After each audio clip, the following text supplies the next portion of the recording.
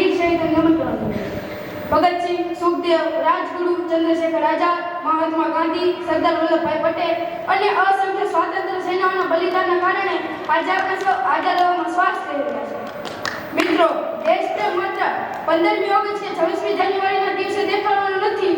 સાચો દેશપ્રેમ ત્યારે જ કહેવાય જ્યારે આપણે સારા નાગરિક બનીએ, માતા પિતાનું સન્માન કરીએ, ગુરુજનોનું આદર કરીએ અને સંતોના આશીર્વાદ અને સારા સંસ્કારો અપનાવીએ.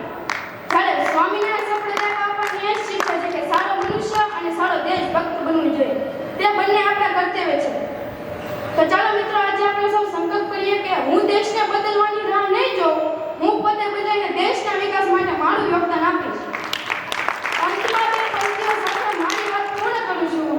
માથું કપાય તો ચાલશે, પણ ભારત માતાનું માથું ક્યારેય ન માંડે. અને હાથમાં તિરંગો, હૃદયમાં હિન્દુસ્તાન. આજ છે મારી ઓળખ, આજ છે મારી શાન. વંદે માતરમ. જય હિન્દ, જય